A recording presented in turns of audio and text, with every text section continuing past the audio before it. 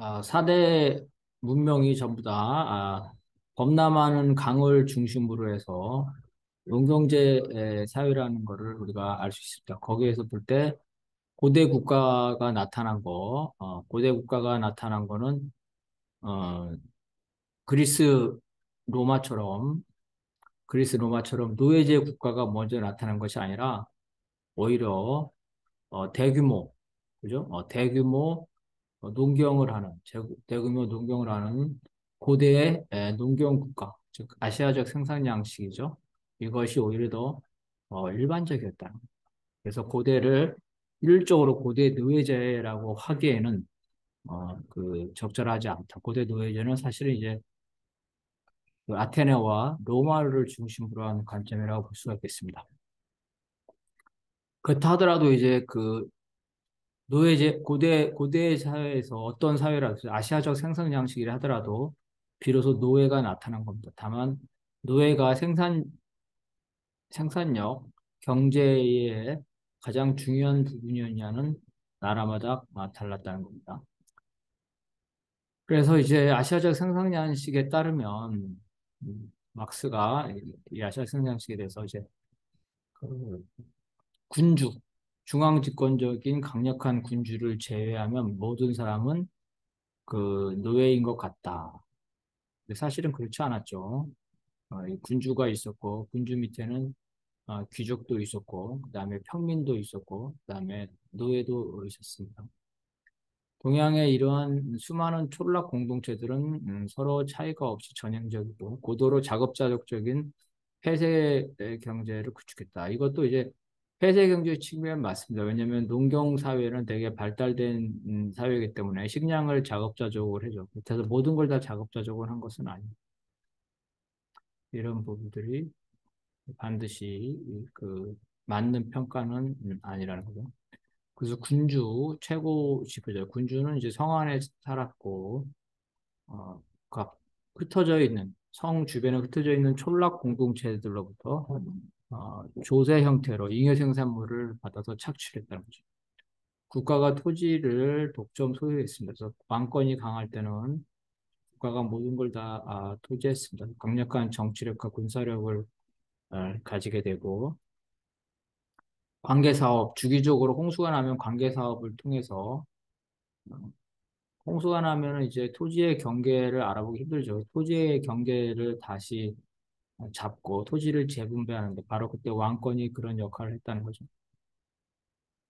그래서 마르크스 엥겔스는 이런 국가가 강력한 국가가 나타났던 원인들을 이제 그 군주가 사는 왕도 수도죠.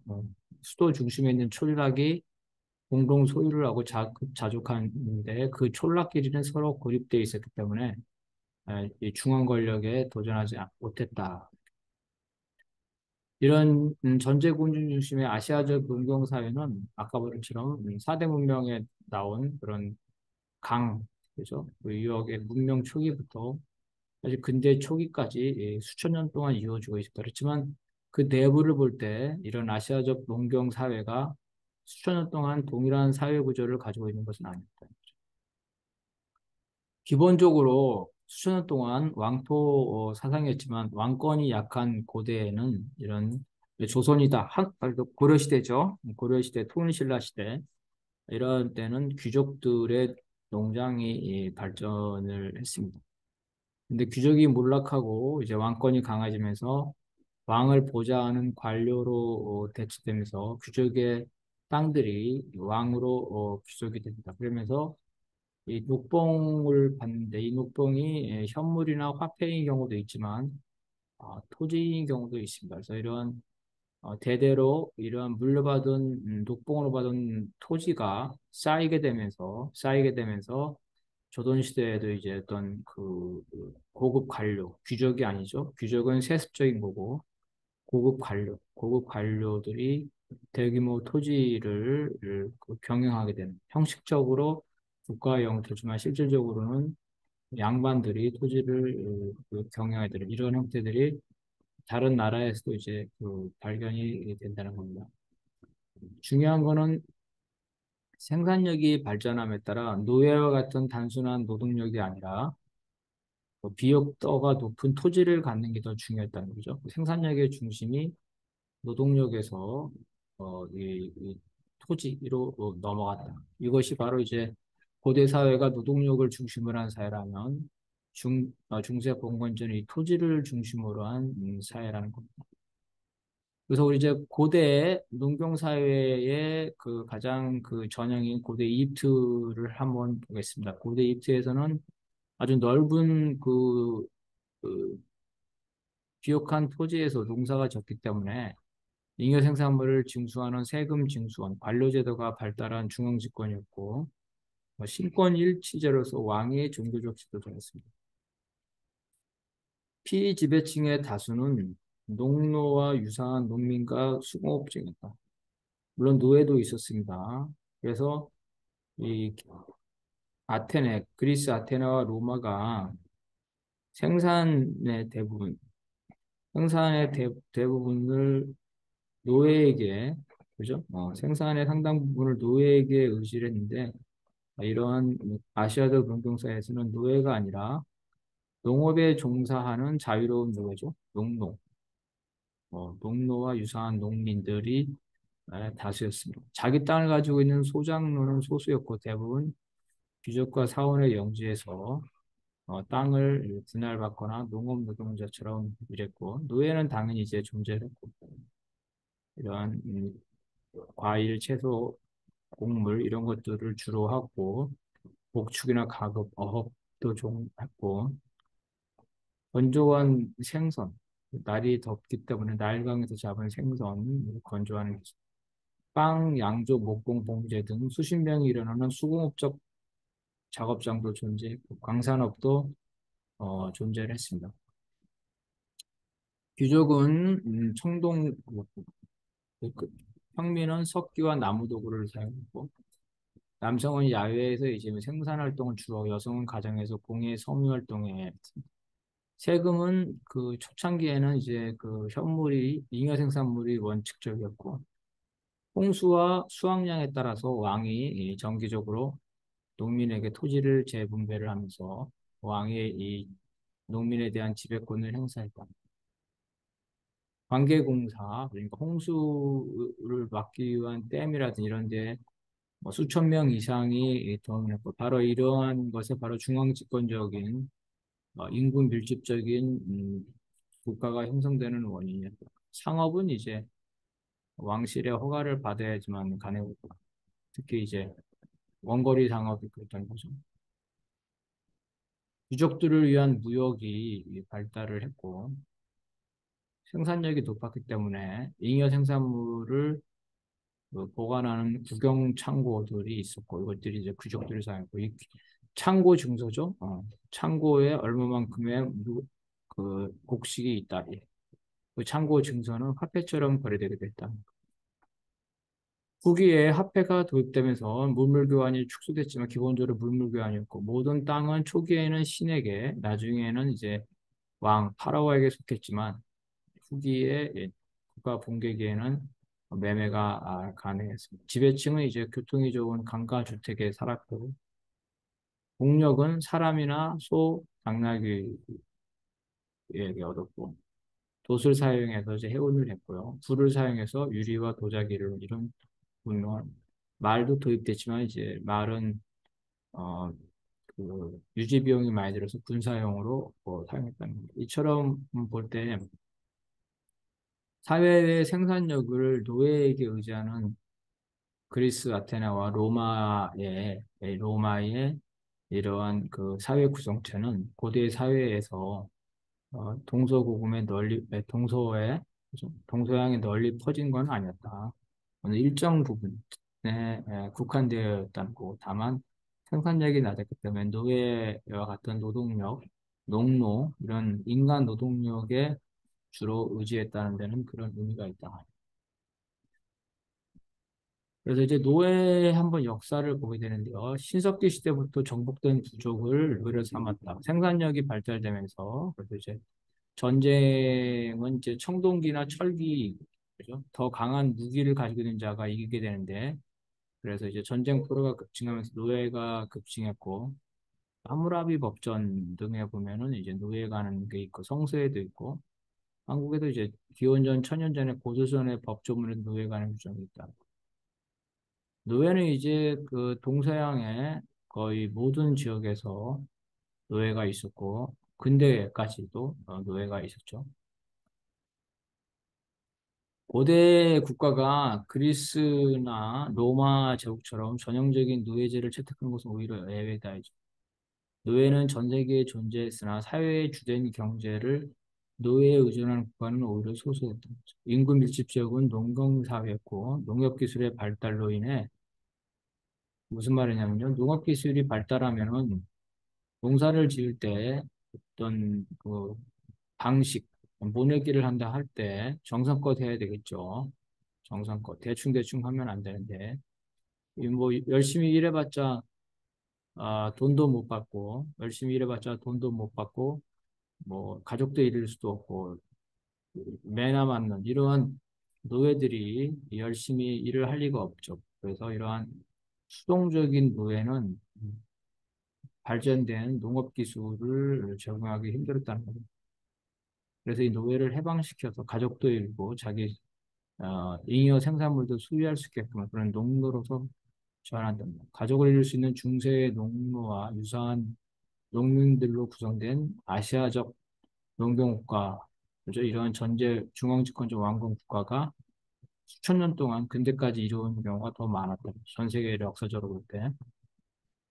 다만 농업기술이 아직 발달하지 못해 생산력의 주요 토대가 토지가 아니라 노동력이었다는 것이 고대사의 특징이라는 거죠.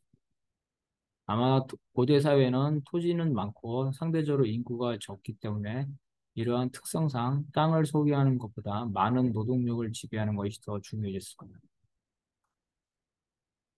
노예가 되는 원인은 근대에 그 영국 식민지인 미국의 아프리카 대륙의 노예제와 별반 다르지 않습니다.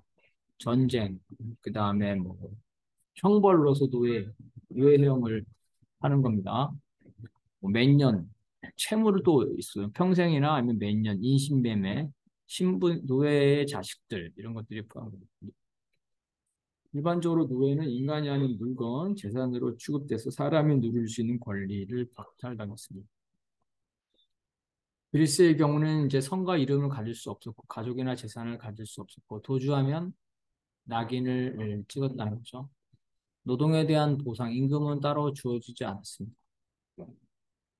로마의 경우에는 이제 그 가부장적인 주인이 노예에 대한 권리는 미성년자에 대한 권리와 동일합니다. 처음에는 사형권까지 있었으나 전차 국법에 의해서 제한이 됐습니다. 노예가 해방되는 경우는 주인이 풀어주거나 주인이 노예를 시민권, 그죠? 시민권을 얻을 수 있는 보구대장, 시민대장에 등록시키거나 아니면 돈을 받고 매매를 해서 해방시키는 겁니다. 자, 노예제의 내용은 그 나라마다 달랐는데, 예를 들어 로마에서는 그리스와 아테네와 달리 노예의 재산 소유가 가능했습니다. 다만 이제 해방된 노예들은 시민권 행사에 일정한 제한들이 있었습니다. 아테네와 로마에서 노예제가 발달한 이유는 자유인들이 정치와 군사, 그다음에 여기서는 이제 총회도 하고 공공권 의무를 돌아가면서 순번제를 했겠죠. 그렇기 때문에 경제 활동에 종사할 그 시간적 여유가 상대적으로 적었는데 이러한 경제 활동을 담당할 노동력을 확보할 필요가 있습니다. 무엇보다 전쟁을 통해서 대규모 노예가 공급됐다는 겁니다. 그렇지만 이 노예 경제는 확대되는 반면 이 자유민들은 몰락을 하게 됩니다. 그러면서 이 노예 농장이 자영농을 대체하면서 자영농이 몰락하고 그래서 시민계급도 로마의 시민계급도 몰락하고 그 결과 로마는 시민계급이었기 때문에 로마식의 민주주의도 몰락하면서 군주제로 전환이 됩니다. 레닌에 따르면 이제 노예 시대의 국가는 노예 소유주의 국가였죠. 근데 그 국가가 노예 소유주의 국가였는데 노예 소유주들이 군주제였는지 귀족이었는지 아니면 뭐 아테네의 민주적 공화제 이건 별로 중요하다. 민주제를 하더라도 아테네가 민주제를 하더라도 노예 소유주의 국가였다는 거죠. 노예제 생산 양식인지의 여부는 노예가 있었냐나 그 숫자가 아니죠. 왜냐하면 이집트에도 노예가 있었고 조선에도 노예가 다 있었습니다. 사회 생산과 부가 노예에 에, 그 중요하게 의존했냐는 겁니다.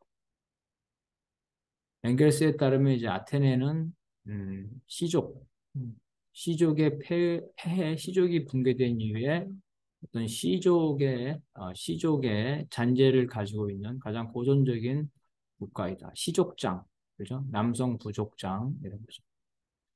근데 그리스는 아직은 문화적 공동체였을 뿐 그리스 전체 도시국가들이 정치 경제적 공동체는 아니에요. 무슨 말하냐면 아테네와 스파르타가 정치적으로는 달라져. 아테네는 시민들의 민주주의지만 스파르타는 전제국가였습니다. 이와 같이 문화적 공동체였을 뿐 정치 경제적 공동체는 아니었다는 겁니다. 스파르타는 아시아적 농내제에 기반을 했습니다. 아테네 인구의 아테네 인구의 아테네 인구가 3, 40만 명 정도 추정되는데 이 중에 약 4만 명 정도이 시민이고 나머지는 여자, 노예, 외국인이었답니다. 노예 비율이 전체 인구에 뭐 약간의 이 변화는 있었겠지만 30% 정도였다. 노예들이 이러한 경제 활동을 담당했기 때문에 아테네 시민들은 정치에 참여할 수가 있었다는 겁니다. 아테네의 경우에 민회는 1년에 약 그 40차례, 9일에 한 번꼴로 빈번하게 열렸고, 민회뿐만 아니라 재판, 배심제인 재판에 참여했고, 500인 회라든지 1년에 10분의 1 정도는 행정을 담당해 집회, 법정, 군대 이런 데서 활동했기 때문에 시민이 이 정치에 참여를 하면 시민을 대신해서 경제 활동을 할 사람이 필요했다는 거죠. 그래서 아테네는 이제 이런 형식의 노예제를 도입했고 전제 국가인 스파르타에게 패한 후 알렉산더를 거쳐서 역시 노예제로 운영됐던 로마의 지배를 받았습니다. 엥겔스 하면 이제 그 로마 제국이야말로 진정한 노예제 국가입니다. 그 로마의 가부장제라는 것은 남성 가부장이 부인과 자식과 그리고 자기에게 딸린 노예들의 생사 여탈권까지 가지고 있는 그런 절대적인 권리를 가지고 있다. 그래서 이 가부장은 장남에게 자기 이 재산, 돈뿐만 아니라 마찬가지로 가부장으로 해서 모든 지위를 상속시킬 수가 있고 그 바로 이제 시족제의 잔재라. 원래 이제 로마는 왕정이었는데 기원전 500년 전에 로마 시민이 반란을 일으켜서 공화정을 수립해서 이제 로마 시민들이 민주주의를 도입을 합니다. 그리고 이제 로마는 원로원을 중심으로 한 귀족과 시민들의 어떤 그 조화나 갈등, 견제 이런 거 있었죠. 그래서 시민이 몰락하면서 지배자들이 이 몰락한 시민의 환심을 사서 원로원을 즉 귀족을 무력화하고 왕이 되죠. 이게 바로 이제 시저 케사르가 그렇게 된 거예요. 2세기 초에는 약 7천만 명의 인구가 수백 개의 민족들을 이루고 있었다. 그래서 여러 민족들이 전쟁에서 패한 민족들이 노예로서 로마에 집중됐고 그래서 노예제는 로마 경제의 가장 중요한 기반이었다. 로마 인구의 25% 이상이 출산됩니다. 아, 로마 제국 시절에 로마 시만 하더라도 40만 명의 노예가 있다. 엄청난 노예가 있습니다. 로마는 또 이제 그리스와 달리 전문직, 의사, 안마사, 요리사, 가정교사, 비서 이런 전문직에도 노예가 존재했다. 즉 일상 전반을 노예를 의존했다. 노예가 어떤 일을 할 수 있냐는 나라마다 조금씩 달랐습니다. 시대마다. 그런데 로마의 노예제는 동부, 즉 아시아 지역에서는 활발하지 않았습니다. 아시아에서는 이미 문명이 로마보다 더 발전했죠. 터키나 이런 쪽에는 문명이 더 발전했기 때문에 이러한 강압에 의한 노예 농장이 아시아 지역에서는 활발하지 않았죠. 유럽 지역, 서부 지역에 많이 활발했고 이러한 노예제의 내용도 달라. 일부 지역에서는 노예가 생산 수단을 소유하고 있다는 거죠. 이런 유럽의 서쪽이죠. 서로마에서 봉건제가 어, 6세기를 전후로 해서 이제 이 고대 노예제 다음으로 나타나게 되는데 여기서 바로 이제 노예들이 농노로 대체됩니다.